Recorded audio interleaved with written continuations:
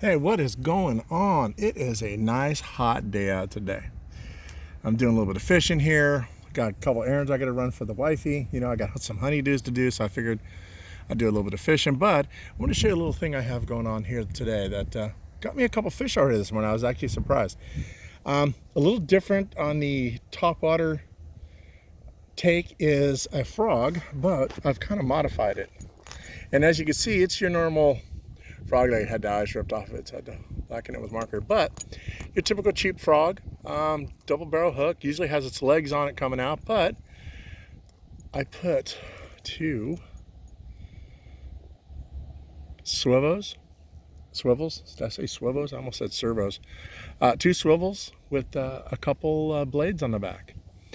And what this does, it'll swim and it spits water and everything else, but it adds flash, so I can cast this out and reel it straight in.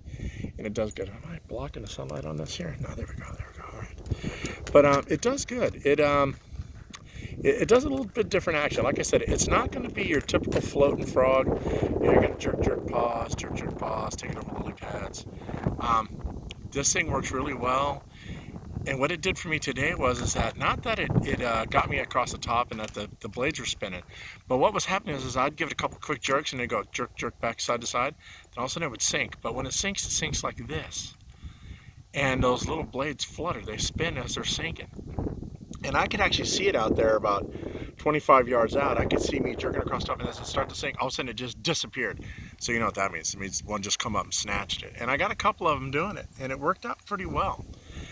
It's nothing really fancy. It's a cheap frog. You buy these like off of, I think I got these off Amazon for, I don't know, $6 for 6 of them. Just a little generic frog. But that's why I went about it here, that, I took the legs out and then just ran a couple swivels up the hook, and then I put just a little pieces of plastic worm is all that is. It's just, how there's rings on plastic worms. I cut one ring off on each side and put it on there, and that keeps it, on there, and it's worked out awesome. And like I said, it'll swim. You can jerk it back and forth, but if you want to stop it and get something to hit it, it'll start sinking like this, and it sinks like this, like a rock.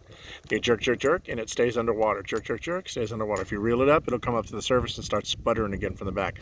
These will cook up a lot of water, and the faster you go, the more that this spits up. So it's actually a pretty good setup. It's inexpensive.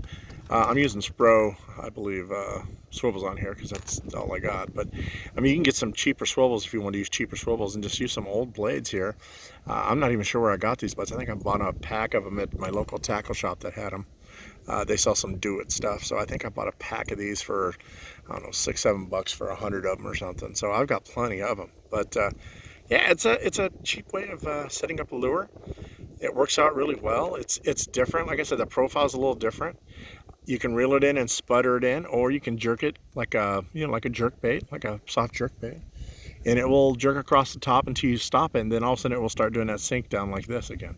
And when it does, it's pretty interesting. I'm gonna try and put a little video of it here, just near the shores. I was kind of jerking it around here and see if you guys could see it, but it's a pretty good idea. I got 3 of them on it here, and it's been, as you can see, it's like 100 degrees out, almost 80 degrees, sunny, and it's not really, frog. It's not a frog morning. I'm up late here, so had to take my daughter to school. So I got here not till about 9 o'clock, 8:30, 9 o'clock.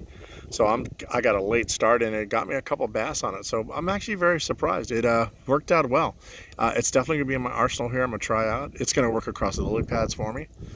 I can see that working out well. Go across the lily pads, sputter, and all of a sudden you stop and let it sink. And I bet you as soon as it sinks near those lily pads, it's going to get drilled. Like I said, a cheap setup. It casts really easy. I've got it set up on this lightweight, well, not lightweight, but I've got it set up on a 2-piece Tsunami rod with a 2000 Cast King reel. So it's a light rod.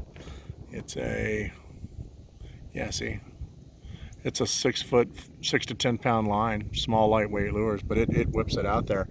And the best thing about this rod is that it loads up really well. I can reel down on it, and the rod almost doubles over before I set the hook, and it doesn't try to jerk the rod out of my hand. If you've ever frog fish, like this rod here, this one will try to jerk the rod out of your hand. They set the hook on this, or they bite it, and it'll pull the rod almost out of your hand because it's so stiff. This is a medium heavy, actually. So This one here seems to work really well with this frog. It casts at a country mile, and it does really good. So yeah, if you want to give it a shot, there you go. There's that frog, and I'm just going to get a good picture of it here for a thumbnail.